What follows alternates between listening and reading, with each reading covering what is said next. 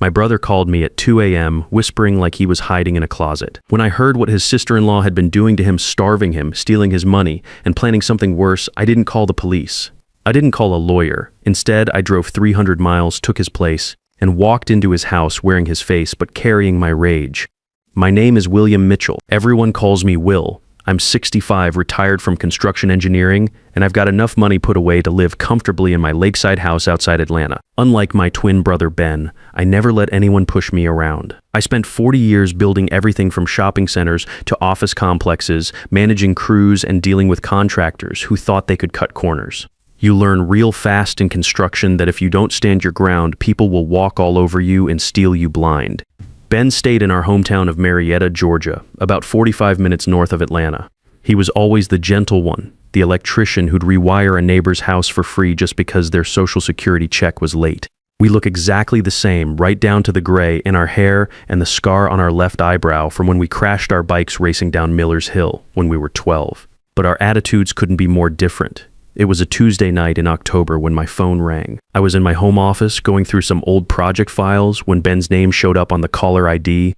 He never called this late, and something in my gut told me this wasn't going to be good news. "Will," he whispered, his voice shaking like a scared kid. "I can't do this anymore." I set down my reading glasses and focused completely on that call. "Ben, what's wrong?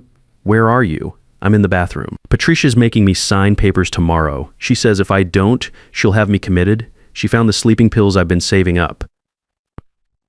"Will, I just want it to be over." My blood went cold. Patricia Sullivan was our brother Charles's widow. When Charles died in that construction accident 2 years ago, crane cables snapped and took him down with a steel beam. Ben let her and her 28-year-old daughter Linda move in temporarily. What was supposed to be a few months while Patricia got back on her feet had turned into something else entirely. "Don't you dare touch those pills," I said, my voice dropping to that tone I used when subcontractors tried to deliver substandard materials. "You hear me, Ben? You're a Mitchell. We don't quit. She's got everything now, Will. The pension, the bank accounts, even my truck keys. I haven't eaten a real meal in days. They lock the refrigerator at night because Linda says I eat too much. I sleep in the basement on an old mattress because my coughing from the dust in the house keeps her awake. I was already reaching for my car keys, my mind shifting into the same crisis management mode I'd used when projects went sideways. Listen to me carefully. Walk out the back door right now. Don't pack anything, just walk. Remember that Waffle House on Highway 41? The one where we used to go after baseball practice in high school? I don't have my truck keys. Patricia took them after I tried to drive to the grocery store without permission last week. Walk there, Ben. It's only 2 miles down the road. I'll be there in 5 hours. I hung up and grabbed my emergency bag, the one I kept packed from my traveling days when projects could go critical at any moment. I wasn't packing vacation clothes this time. I pulled out work shirts, faded jeans, and a beat-up baseball cap. The kind of stuff Ben wore every day since he retired from the electrical union. I went to my safe and took out $10,000 in cash. This wasn't a rescue mission. This was war. The drive to Marietta felt like the longest 5 hours of my life. I kept thinking about how this had happened under my nose. Patricia Sullivan seemed nice enough when Charles first started dating her 15 years ago. She was a bank teller then, always dressed neat and proper, seemed to genuinely care about Charles, but I'd noticed changes after they got married. Little things, how she'd roll her eyes when Charles talked about his brothers, how she'd always find excuses, why they couldn't come to family gatherings at my place. After Charles died, she'd played the grieving widow perfectly, came to the funeral in black, cried at all the right moments, accepted condolences like she was devastated. But I remembered thinking even then that something felt off about her tears. They seemed more like an act than genuine grief. I pulled into the Waffle House parking lot at exactly 7 a.m. The place looked exactly the same as it had 30 years ago, minus a yellow brick building with that familiar sign, surrounded by pickup trucks and sedans belonging to the breakfast crowd. Ben was sitting in a corner booth by the window, looking like a man who'd aged 10 years in the past 2. His clothes were stained and wrinkled, his hair unwashed and hanging in his eyes. He'd lost at least 30 pounds from his already thin frame. When he saw me walking through the door, he started crying. Not quiet tears, but the kind of sobbing that comes from a man who's been holding it in too long. "Will, I'm sorry," he said as I slid into the booth across from him. "I should have called sooner. I should have stood up to her. After Charles died, she seemed so lost, and Linda was struggling with her college loans. I thought I was helping family. I ordered him the biggest breakfast on the menu, eggs, bacon, sausage, pancakes, hash browns, the works. While he ate like a man who hadn't seen real food in weeks, I listened to the whole story. How Patricia had gradually taken control of his finances to help him manage his paperwork better after the stress of losing Charles. How she'd convinced him to add her name to his bank accounts in case of emergencies. How she'd slowly moved her boyfriend Tony Barnes into the house. First as someone helping with repairs, then as a permanent resident who acted like he owned the place. Tony's in real estate, Ben said between bites of pancake, his hands still shaking slightly. He keeps talking about how the neighborhood's changing, how property values are dropping. Says the house isn't worth much anymore, and we should sell it quick before it gets worse. He wants me to sign everything over to Patricia for proper estate planning. I knew Tony Barnes by reputation. He was a bottom feeder who worked the edges of the real estate market, specializing in buying properties from elderly folks for way below market value. If he was sniffing around Ben's house, there was definitely more to this story than just Patricia being greedy. Ben, that house has been in our family for 40 years. Dad bought it when we were kids. What's it really worth now? He shrugged, looking defeated. Tony says maybe $200,000 if we're lucky. Says the whole area is going downhill. Lots of crime, young families moving away. I almost laughed, but it wasn't funny. That house sat on nearly 2 acres in one of Marietta's most stable neighborhoods. Even without improvements, it had to be worth at least $400,000.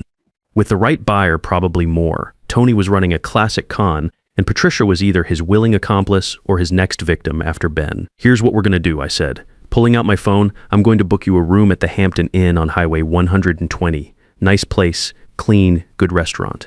You're gonna stay there under my name while I handle this situation. What are you planning, Will? I looked at my brother, my identical twin, and saw myself if life had beaten me down instead of building me up.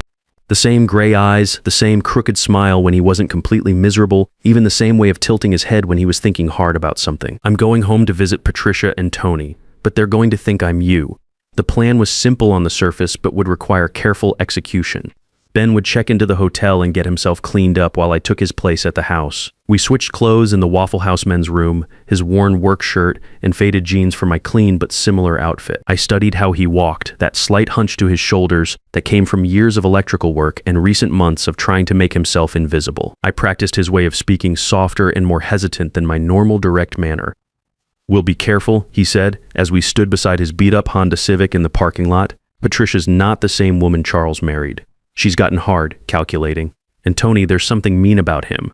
He likes hurting people. I've dealt with bullies before, Ben. The trick is not to let them know you're not actually scared of them until you're ready to make your move." I drove his car to the house where we'd grown up on Maple Street. The neighborhood looked different than I remembered. Some houses well-maintained with new siding and landscaping, others showing their age with peeling paint and overgrown yards. Our family home fell into the second category, which surprised me since Ben had always been meticulous about maintenance. The white 2-story house with the wraparound porch needed painting badly. The yard was overgrown. The flower beds Mom had loved were choked with weeds.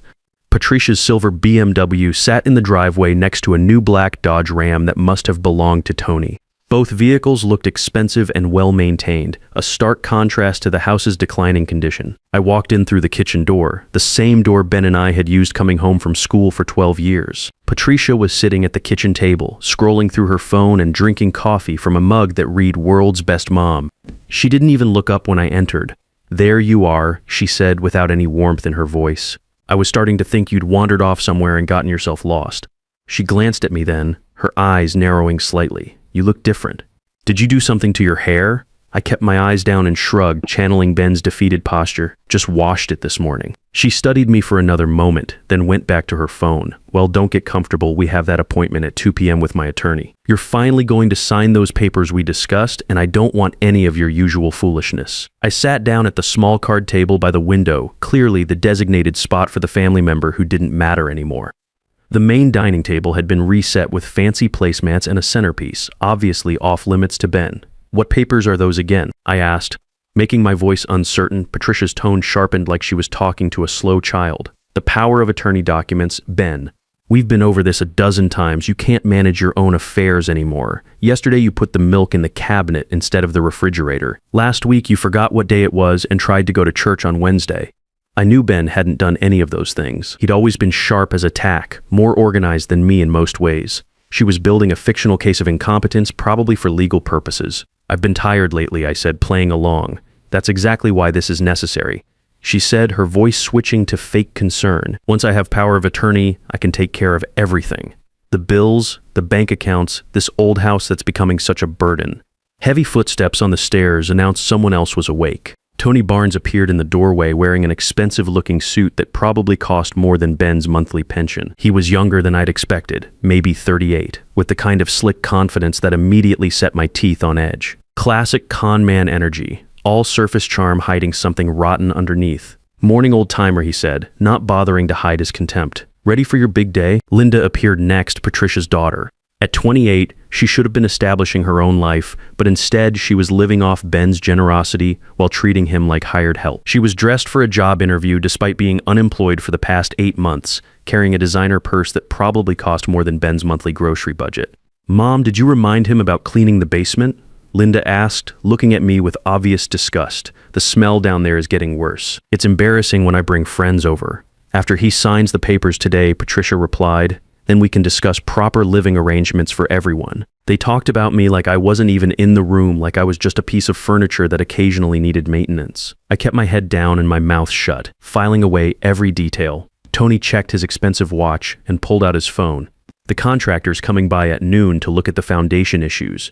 Once the paperwork's handled, we'll need to move fast on those renovations." My ears perked up. What contractor? What foundation issues? The house had been built solid. I should know since Dad and I had helped pour that foundation ourselves back in 1978. "Remember," Patricia said, lowering her voice but not nearly enough, "Ben doesn't know about the development plans yet. As far as he's concerned, we're just helping him with some legal paperwork to protect his interests." "Development plans?" I kept my expression blank while my mind raced.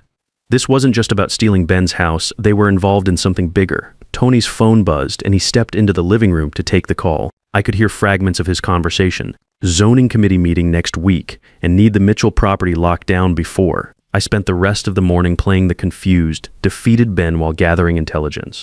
When Patricia left to run errands, and Linda was upstairs getting ready for another pointless job interview, I found Tony's laptop open on the dining room table. A quick glance revealed email threads about commercial development, zoning variances, and something called Pinnacle Properties Development Group. One email made my blood run cold. It was from Tony to someone named Marcus at Pinnacle, dated just 3 days ago. "Property acquisition on track. Elderly owner will transfer deed this week via power of attorney. Recommend expedited closing to avoid complications with family members." Ben's house wasn't just being stolen, it was being acquired for a commercial development. And from what I could piece together from the emails, this wasn't some small strip mall. They were planning something big enough to require multiple property acquisitions and zoning changes. The attorney meeting was at 2 p.m. at a law office downtown. Patricia drove while Tony sat in the passenger seat, both of them talking like I couldn't hear every word. The attorney was a young guy named Henderson, exactly the type you'd expect to specialize in what he probably called elder law, but what I'd call legal theft. "Mr. Mitchell," Henderson said, without making eye contact, "your sister-in-law has explained your situation. These documents will ensure your affairs are properly managed as you age." I looked at the papers spread across his mahogany desk. They weren't just power of attorney documents, they were comprehensive property transfers. Everything Ben owned would immediately belong to Patricia. The house, his pension, his savings account, even his truck. It was financial execution disguised as family planning. "This seems like a lot of paperwork," I said, making my voice uncertain. Maybe I should think about it for a day or two. Patricia's grip tightened on my arm hard enough to leave fingerprints. "Ben, we discussed this. You agreed yesterday. Don't embarrass me in front of Mr. Henderson." "Actually," I said, setting down the pen they'd handed me, "I think I'd like to call my brother Will first. He knows about legal stuff, and he always said I should run important decisions by him." The temperature in the room dropped about 10 degrees. Patricia and Tony exchanged a look that told me everything I needed to know about how they'd been isolating Ben from his support system. "You haven't talked to Will in over a year," Patricia said quickly. "Remember, you two had that big fight about Charles's funeral arrangements. He doesn't want anything to do with us anymore." That was news to me, considering I'd never had any fight with Ben about Charles's funeral. But it explained why Ben hadn't reached out sooner. They'd convinced him I was angry with him. "I still think I should call him," I insisted. That's when Tony showed his true colors. He grabbed my wrist, his grip tight and painful. "Listen to me, old man. You're going to sign those papers right now, or things are going to get very unpleasant for you when we get home." I looked down at his hand on my wrist, then slowly raised my eyes to meet his. For just a moment, I let him see exactly who he was really dealing with. I'd stared down union bosses, city inspectors, and contractors who thought they could intimidate me. Tony Barnes was small time compared to some of the people I'd faced down over 40 years in construction. "Take your hand off me," I said quietly. Something in my tone made him hesitate. His grip loosened slightly as confusion flickered across his face. He was expecting the beaten-down Ben who flinched at loud voices, not someone who met his threat with calm indifference. "I want to go home," I said, my voice still soft, but carrying an edge Tony couldn't quite identify. "We can finish this tomorrow." The ride back was tense. Patricia kept glancing at me in the rearview mirror, and Tony was making hushed phone calls about rescheduling contractors and pushing back deadlines. They dropped me off at the house and immediately went into Patricia's bedroom for what sounded like a very heated argument. That night, while they thought I was sleeping in the basement, I sat in the kitchen with Ben's old laptop using the Wi-Fi password I'd watched Linda type earlier. What I found in their email accounts and Tony's browser history made me understand just how deep this conspiracy went. Tony Barnes wasn't just some small-time real estate scammer. He was the advance man for a major development group that had been quietly buying up properties in our old neighborhood for the past 18 months. The plan was to demolish everything and build a massive shopping complex with anchor stores and a movie theater. Ben's house, our childhood home, was the keystone property. Without it, the entire development would collapse because it controlled the main access road that the city required for emergency vehicle access. The emails spelled out everything. Tony had been systematically targeting Patricia for months, convincing her to move in with Ben, then isolating him while gaining financial control.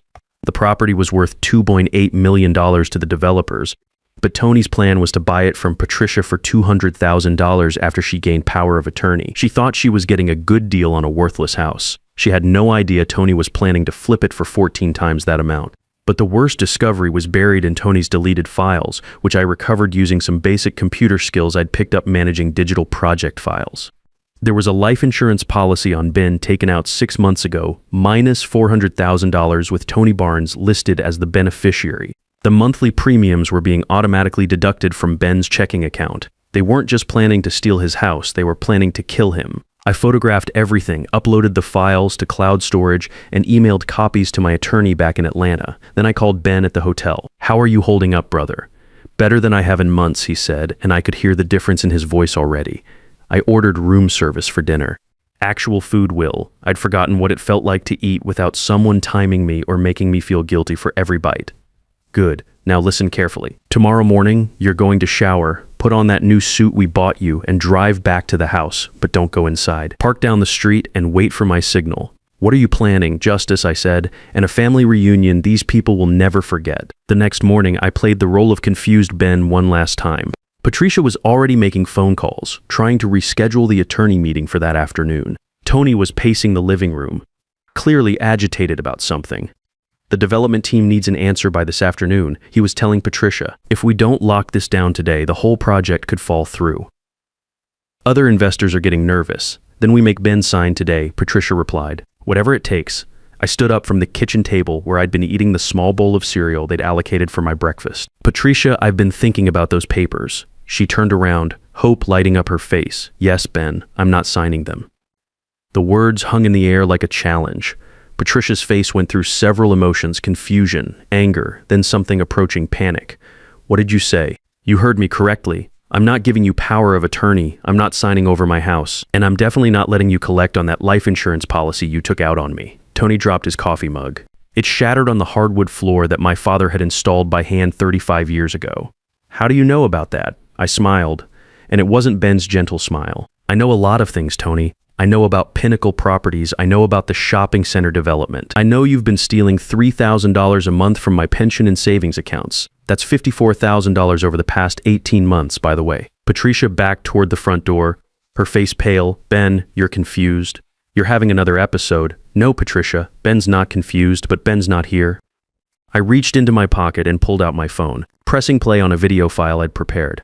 Tony's voice filled the room through the speaker. "The old bastard won't be a problem much longer. Once we collect that insurance money and sell the property, we can disappear to Costa Rica and live like kings." The recording continued with Patricia's voice. "Are you sure the policy will pay out if he has an accident?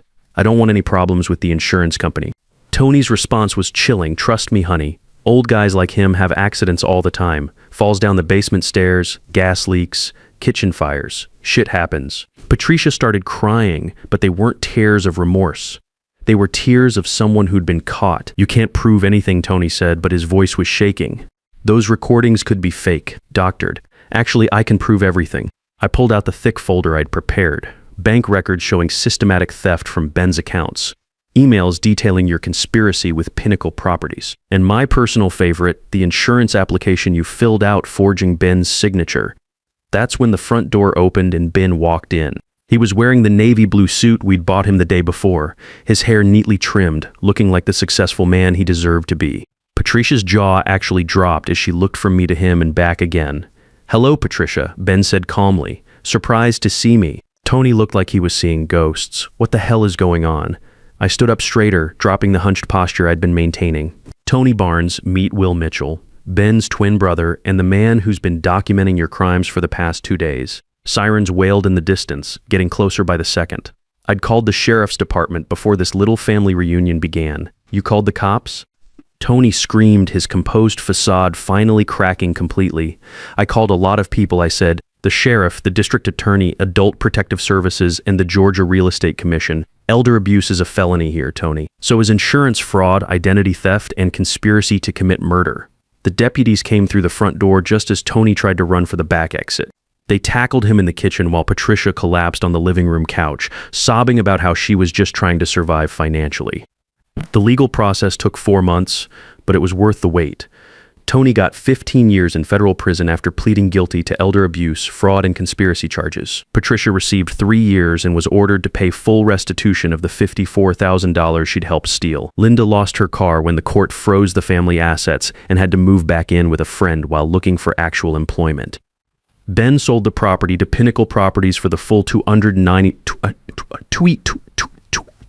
$2.8 million, but only after they agreed to preserve the original house and incorporate it into their development as a community center. He bought himself a luxury motorhome and hit the road, sending me postcards from Yellowstone, the Grand Canyon, and places he'd only dreamed of seeing. His latest message came from somewhere in Montana. "The view is better from here, brother. Thanks for reminding me what family really means." As for me, I went back to my comfortable retirement, but with a deeper appreciation for what I had. Sometimes family isn't just about blood, it's about showing up when someone needs you most. And if anyone ever tries to hurt my brother again, they'll discover what I learned in 40 years of construction. When you build something right, it lasts. And when you tear something down, you'd better be prepared for the consequences. Justice isn't always swift, but when it comes, it hits like a wrecking ball. The predators of this world count on good people staying silent and isolated, but they never expect those good people to have a brother who knows how to fight back with both intelligence and determination. Sometimes the greatest act of love isn't protecting someone from their problems. It's teaching them they're strong enough to reclaim their own power and worth.